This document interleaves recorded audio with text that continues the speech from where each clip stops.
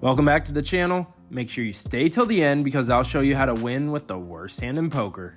For the year 2025, I'm trying to make $25 an hour while playing both 1-2 and 1-3. We had an amazing start. We got hit hard recently, so let's see where we stand. Last week, I played 2 sessions of 1-2 and lost a total of $1,097, which I didn't even think was possible in that short of a time span. We played decent, but ran horrible. With those 2 massive losses, our stats took a big hit, but our recent 9-session win streak helped balance the damage.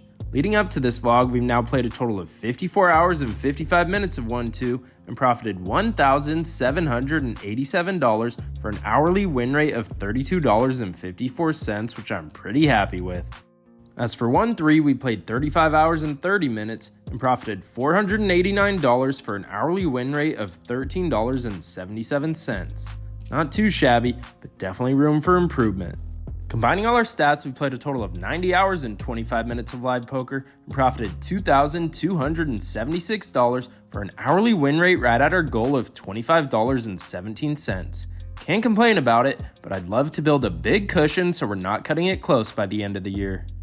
After those horrific last 2 sessions, I felt like I needed a break from poker, so I took a week off to reset and catch my bearings. If you're new to this channel, I have some shocking news. I know it's hard to believe since I never make mistakes and play so many hours of poker each week, but I am not a professional poker player. In fact, I'm a rice farmer.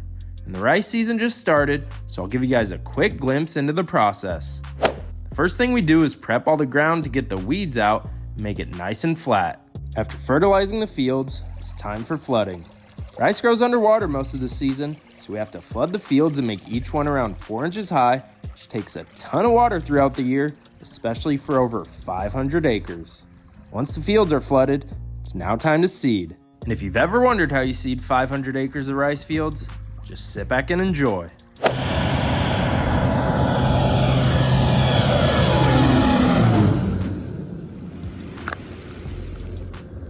Now that the fields are seeded, there's some meticulous steps that need to happen throughout the year that I won't get into, but I'll keep you guys updated on the growth throughout the year.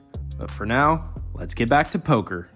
We're trying to get back on track and into the win column again, so let's head out to the nicest card room in Northern California, which is none other than Stone's Gambling Hall.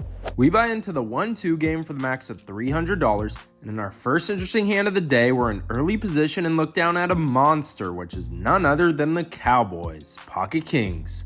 I open them up to $10 to get called by the button, who's a straightforward player. Off to a flop heads up of Queen 8-6 with 2 spades giving us the overpair. I start off with a value bet of $15 and calls right away. Off to a turn and peels off the 10 of clubs, which isn't the best card in the deck. A lot of hands make 2 pair and Jack 9 gets there for the straight. But I still need to charge his other Queen X hands and flush draws, so I decide to throw out a bet of $35. He starts cutting out chips and now ends up raising to 110. I know it's clockwork by now, but as I mentioned in every single vlog, turn and river raises are almost never bluffs. Low stakes players usually semi-bluff with draws on the flop and almost never wait till the turn to start bluffing. So unless you have 2 pair or better or a draw to improve your hand, you should probably fold. Only having 1 pair on this board isn't a good spot to be in, so I take my own advice and confidently snap fold and move on. Next hand up, there's 1 limp in early position, and I get downgraded to the ladies, Pocket Queens on the button. I raise the price of poker to $12 and get called by both the small blind and limper. Going 3 ways to a flop of Ace-Ace-6 with 2 clubs giving a second pair. They check it over to me, and I figure I'm either way ahead or way behind. When that's the case, I like to check it back to disguise my hand in pot control. So I check, we head off to the turn, which rolls out the Ace of Hearts giving us a full house. Small blind leads out for $12, early position folds, and now it's decision time. Call or raise. I like calling in this spot just to see how he reacts on the river, and I could pick up a lot of information. So I put in the $12, increasing this pot to $60, and the river peels off the 3 of spades, which shouldn't change anything. He now continues the aggression, but for only $15. I think he either has an ace for quads or a small full house. So my strategy is to put in a raise and fold to a re-raise since he'd only do that with an ace. I don't think a small full house can call much, so I min-raise our opponent to $30, and I know we have the winner because he looks visibly frustrated in this spot. He eventually ends up making the call, saying how he has to see it, and I roll over the bad news. He shows pocket nines for a smaller full house, and I'm pretty happy with how I played this hand. We're finally above the even mark, looking to chip away at our big losses from 2 weeks ago and book a huge win. So for this hand, we're in early position and look down at ace deuce of diamonds. Since there aren't many players who 3-bet at 1-2, I like limping suited aces sometimes to try and see a cheap flop and flush over flush someone, since 1-2 players play a ton of suited garbage.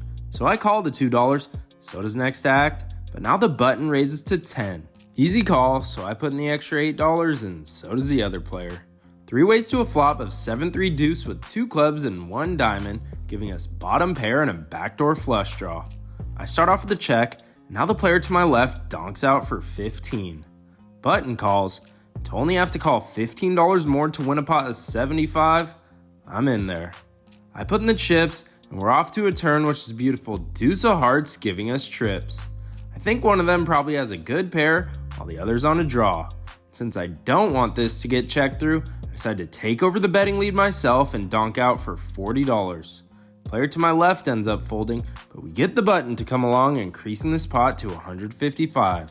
I think he either has big clubs or possibly a top pair holding, since I think all his big pairs would have raised on the turn. So off to a river, it rolls out the 5 of diamonds, which brings in some straights that I'm not too worried about. Missed clubs aren't calling any size bet, and I don't think our opponent is too strong, so I decide to wager a sizing that I think all his 7x hands can call. I end up betting $60 for value, and he goes deep in the tank, which we love to see. That means he doesn't have a missed flush draw and probably has a pair. He ends up settling on a call, so I roll over my hand, and it's good after he tosses his hand in the muck. Gotta love suited aces.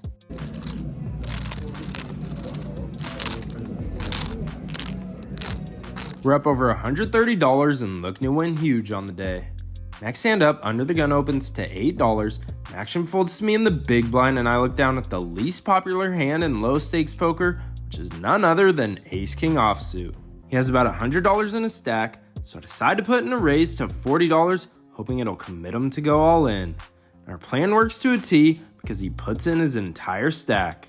I snap call, and we both roll over our hands, and he has ace jack offsuit, which we have in horrible shape. Couldn't have asked for a better spot since we're a 72% favorite. Off to a flop with over $200 in the middle, and it's nice and safe when it rolls out 8-4 deuce rainbow.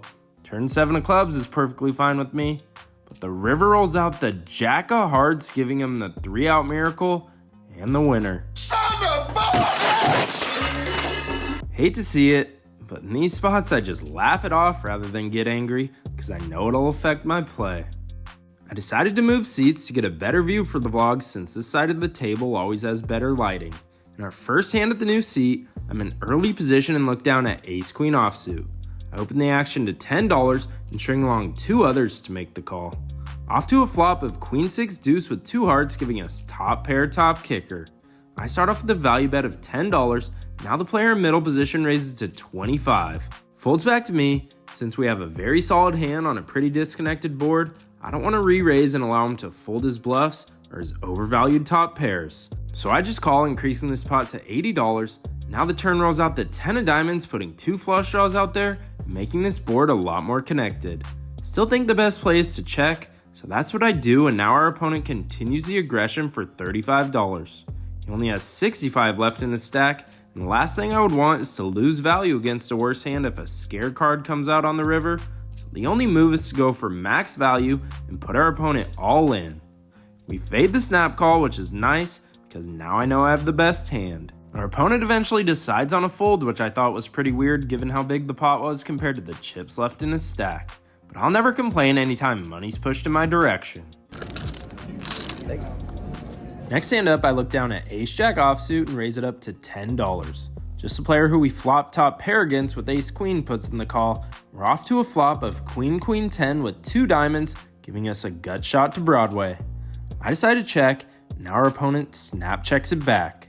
I figured since there's a lot of straight and flush draws out there, He bet all his Queen X and 10X hands for protection, so I'm still feeling decent about our hand. Off to a turn, it peels off a blank and the 7 of hearts. I check again since my line would make 0 cents if I bet, and now our opponent throws out a bet of $10. I think he's trying to steal it with his entire range since I've shown so much weakness, so I put in the call, doubling this pot to 40. Off to a river, and rolls out the deuce of spades, which shouldn't change anything. I check for a third straight time, and now he sizes up and throws out a bet of $30. Like I said earlier, I think all his Queen X hands would have bet on the flop for value and protection, and I doubt a 10 is going for a big bet on the river.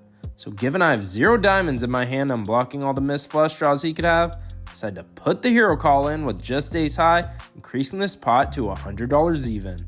Our opponent rolls over his hand and shows Queen Jack offsuit for flop trips, which has us destroyed.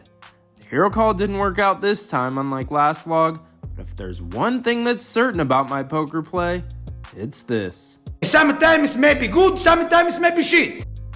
Looking to get back on track in this next hand when the hijack limps, now the cutoff raises to $10. I'm next to act and look down at the Cowboys, pocket kings. The standard bet would be to 3-bet. The cutoff is a solid player that doesn't defend 3-bets too often, and there's a couple players left to act that I want to get involved with. So I just flat the $10, and our plan works out perfect because of the big blind and limper call. Going 4 ways to a flop in position of King Queen 6 with 2 hearts, giving us top set. I was hoping someone would put money in, but they all checked to me. Since there's still straight and flush draws to worry about, I think betting is the best play because I want to go for 3 streets of value. So I start off with a bet of $10 and get 2 customers from the big blind and cutoff. Off to a turn with $70 in the pot, and it peels off the 8 of hearts, bringing in the front door flush, but now giving us the king high heart draw. Checks to me again, and since I have the king of hearts in my hand blocking a lot of flush combos and no one let into me on the turn, I'm not worried that I'm beat here. Instead, I need to bet for value and figure out what size to use. The range I'm targeting is any hand with the ace of hearts in it, like ace queen, ace jack, or ace 10 that probably would play this way, or a hand like jack 10 that has the main straight draw. Knowing these hands probably won't call too big of a bet, I settle on a sizing of $30, but they waste no time before tossing their hands in the muck. I was hoping for more action, but feels good to scoop in a pot after that horrific hero call attempt. Next hand up, I throw on the $4 straddle to increase the stakes and loosen up the table. 4 people in the field end up calling the $4. Now the big blind who just sat down raises to 16. Now action's on me, and I look down at pocket 10s. I think the worst possible play would be to call in this spot, have to go super multi-way out of position against most of the field. If this player had a big hand, I think he'd raise bigger to try and limit the callers. So sitting here with most likely the best hand, I put in a 3-bet to $55 for value, and everyone folds. No complaints here because since there's no flop, there's no drop, and I get to scoop in this $32 of profit and keep it all to myself. We played for a bit longer but couldn't get much going with the hands we were dealt, so let's get to the outro. The game wasn't great today, so I was happy to get out of there with more chips than I started with. In for the original 300 and out for 432 for a solid $132 win. In our first interesting hand of day 2, there's 3 limps in the field and I'm in the big blind and look down at the least popular hand in low stakes poker, an ace king offsuit. Obviously good enough for a raise, so I make it $15 to go and get called by every single limper. With $60 in the pot, the flop comes out king 9 deuce with 2 clubs, giving us top pair, top kicker. Don't want to bet too big since we have a very strong hand on somewhat of a disconnected board, so I make it $20 to go and just get called by the cutoff. This specific player mainly plays a lot of strong hands, so I'm thinking they're weighted more towards a king rather than a flush draw. Off to a turn, and it peels off the ace of diamonds, giving us top 2 pair. I'm first to act. Since I'm putting our opponent on more king X hands than flush draws, this turn card isn't good from their perspective. Without wanting to scare away our opponent, I decide to check, and they check back immediately. Off to a river, and it rolls out a complete blank in the 5 of hearts. It's obviously time to bet for value, but any king can't stand too much heat, so I go small and lead out for a quarter pot size bet of $25. Our opponent thinks for a little, and ends up sliding in the chips, increasing this pot to 150. I roll over my hand, and they show king-queen offsuit, which is around the range we put them on. Pretty happy with how I read the situation, and I think I got close to the max. After winning that decent pot with ace-king, we're in early position and get upgraded to the best hand ever created, which is none other than pocket aces. I raise them up to $10, get called by the player to my left, and the cutoff. Going 3 ways to a flop of queen 9-9 with 2 clubs, giving us the overpair on a very connected board. On this type of board, it's important to go for value and target all the flush draws, straight draws, and top pair holdings. I throw out a half pot bet of $15, player to my left calls, and now the cutoff raises to 60. I have some history with this player, and they play a super wide range and are definitely capable of raising combo draws and top pair holdings in this configuration. Of course, they could still have a 9 that has us in horrible shape, but I think aces are too strong to fold just yet, so I put in the extra $45, and now the player to my left goes all in for 58 total. I was actually pretty happy with this, because having a dry side pot disincentivizes our opponent to bluff, because they still have to beat the all-in player, and I could get a lot of info if he keeps betting.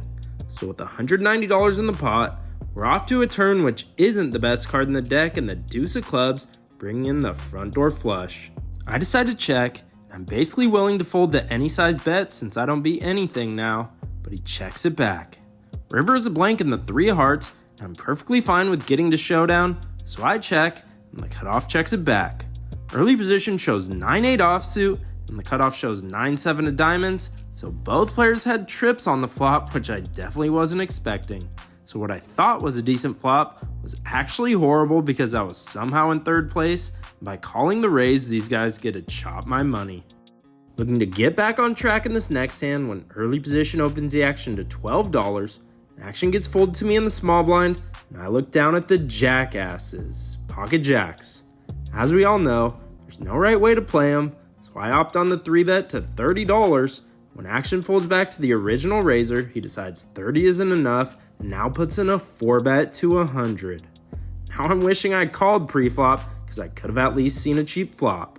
I doubt our opponent would 4-bet with a hand like pocket 9s or pocket 10s, so we either have 2 outs or at best coin flipping with ace-king. When that's the case, there's nothing to do than just toss your hand in the muck and move on. After an amazing start to the day, we're officially stuck and down $25, which isn't the worst spot to be in, but still very frustrating after being up early. In this next hand, early position opens the action to just $7. Notice most players in this game have been opening their hands to 10 or more, so I'm sensing weakness. Middle position decides to put in the call. Now action folds to me in the small blind, and I look down at the worst hand ever created, which is none other than 7-deuce offsuit. Even though the 7-deuce game isn't on, I think it's important to notice these sizing tells and pounce on them as often as possible. So I make it $40 to go, which makes both opponents snap fold. We scoop in $16 of profit uncontested with straight garbage. This is why your reads on your opponents are super important, and sometimes the cards in your hands don't actually matter. We're basically even at this point, and in my opinion, this next hand is probably the most interesting one of the vlog. Player to my right decides to limp, and I'm next acting the low jack and look down at 10-9 of clubs. Good enough for a raise, so I make it $12 to go. I guess people aren't afraid of getting in the mix because 4 people put in the call, resulting in a 5-way pot. With $60 in the middle, flop is decent when it comes out jack 4 deuce with 2 clubs, giving us a flush draw and a backdoor straight draw. Action checks to me. I could check this back to see a free turn, but since I have equity, I decided to throw in a semi-bluff of $25 to try and clear up the field and possibly put pressure on our opponents with certain runouts. I get 2 people out of there, but we still get action from the big blind and the player to my right, increasing this pot to 135. Off to a turn, and it peels off the queen of diamonds, which is one of the wildest cards in the deck. I pick up an open-ended straight draw to go along with our flush draw now. I was expecting our opponents to check to me again, but now the player to my right leads out for just $25. I would usually sense this sizing as weakness, but this player is super tight and only has around $60 left, so I have 0 fold equity, especially against all his made hands. So instead of raising, I decide to call for this cheap price since I'm putting him on a big hand. That brings along the big blind as well, so now pot's up to $210 and I'm looking to hit a king, 8, or club to win a big pot. Off to a river, and it rolls out the ace of diamonds, which is a super interesting card. My opponents now slow down and check it over to me, so now it's decision time. Bluff or give up. Usually I lean towards the aggressive side when my opponents show weakness, but I had a weird feeling about this hand that I was getting baited to bluff. So I decided to wave the white flag and check it back, and glad I did because the player to my right shows Queen Jack for 2 pair, and the big blind shows the most shocking hand of all in pocket aces for river top set. Definitely didn't expect that hand to be in the big blind's range. The beauty about players who slow play these big hands is they almost always give you amazing odds to hit your draws and you could win max value from them. A new 1-2 table just opened up, so I decided to try my luck there and get away from players who just flat pre-flop with aces. So in order to get my stack to the max, I added on $100, so I'm now into the game for $400 total. In our first hand at the new table, I'm under the gun and look down at pocket 7s. Good enough for a raise, so I make it $10 to go and get called from 3 people in the field. With $40 in the pot, the flop is about as good as it can be without containing a 7 when it comes out 4-4-3 rainbow, giving us the overpair. I need all the protection I could get, so I throw out a half pot bet of $20 and just get called by the player to my left, doubling this pot to $80. He has about $50 left in his stack, so I'm looking to get it all. Turn peels off the 8 of clubs, which should be a complete blank since he should never have one in his hand. The range I think he could have is all the smaller pocket pairs that I have beat and a ton of big overcards that floated the flop that might have picked up a club draw as well. Given I still think I have the best hand more often than not, I decide to go all in and we get snap called. I roll over the 7s and he shows pocket fucking aces. So I guess the table change was pointless because I moved to avoid this exact scenario, but couldn't escape it in the end. The river is a blank, we dump off even more money to slow played aces. Nothing to do than just keep battling, so after our first hand at the new table, I add on another $100 and I'm now into the game for $500 total. Trying to get something going in the right direction because we've officially lost any momentum we've had. The $6 straddle is on for this hand and action gets folded to me in the low jack and I look down at ace-10 offsuit. Good enough for a raise, so I make it $20 to go and just get called by the player who straddled. With $40 in the pot, we're going heads up to an amazing flop of ace-ace-8 rainbow, giving us trips with a decent kicker. Our opponent checks in flow, and I could start building a pot now, but this opponent has been making a ton of random bluffs this session, so I decide to check it back to give our opponent rope. Off to a turn, and it rolls out the 4 of hearts, bringing in a potential flush draw. She now leads out for $20. I could raise, but if she has complete air, I would hate to scare her away, and I still have the river to get max value. So I just flat the $20, doubling the pot to $80, and now we're off to a river, which is the craziest card in the deck in the ace of spades, giving us quads. I was expecting our opponent to give up and check at this point, but that's not the case because she throws out a pretty sizable bet of $55, which is music to my ears sitting here with the best possible hand. I think if she had jacks through kings, she probably would have put in a 3-bet pre-flop, so the best possible hand she could have in this spot is pocket 10s, maybe even as weak as an 8. So instead of jamming, I decided to just min click our opponent to $110, praying it prices her in to make a crying call. But that's not the case because our opponent snap folds, so they must have had nothing. But I'm not greedy, and I'll never complain anytime money is pushed in my direction, especially when the high hand bonus is going on, which means best hand at the end of the hour wins $100. I'm currently in the lead with just 30 minutes to go. Winning with quads, and then a small pot with Queen Jack of Hearts brought our stack to $495 total, which is just $5 away from getting us out of the hole and back into profit. This next hand, the $4 straddle is on, and I raise Queen 10 of Hearts to $15 in early position. And this game isn't short of action because 4 people end up putting in the call, increasing this pot to $75. It's important to proceed with caution in the super multi-way pot, but not when it comes out Queen Jack 7 with 2 hearts giving us top pair and a flush draw.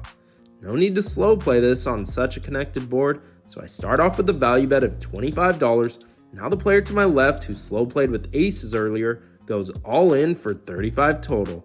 Folds back to me, and I throw in the extra $10, increasing this pot to $145. Both roll over our hands, and he shows King Jack of clubs, which we have in horrible shape. Turn peels off the 9 of clubs, giving us even more outs, and River 4 of hearts seals the deal, giving us the flush.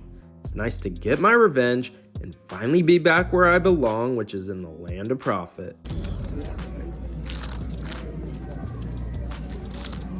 We played for a bit longer. With just 2 minutes to spare, someone hit a king high straight flush, denying us the easiest $100 of our lives, giving us the beat. Guess it just wasn't meant to be, so let's get to the outro. Glad we decided to table change since the action was 1,000 times better, which allowed us to make the comeback. In for 500, and out for 592 for a decent little win of $92. As for this week in poker, we played a total of 6 hours even and profited $224 for an hourly win rate of $37.33. Wasn't too exciting of a result, but wouldn't mind this smooth of a profit week in and week out. As for our overall 1-2 stats, we played a total of 60 hours and 55 minutes and profited $2,011 for an hourly win rate of $33.01. Besides last week, it's been a pretty consistent ride at 1-2 and looking to keep that going. As for 1-3, we played a total of 35 hours and 30 minutes and profited $489 for an hourly win rate of $13.77. Combining these two stakes, we played a total of 96 hours and 25 minutes of live poker, profited $2,500 even for an hourly win rate of $25.93, which is right at our goal. Pretty happy with where we're at, but wouldn't mind giving ourselves a little breathing room above our goal as the time goes on. Thanks for watching, and as always, I hope you guys run good at the tables, and I'd appreciate it if you could hit the subscribe button to help me reach my year-end goal of 20,000 subscribers.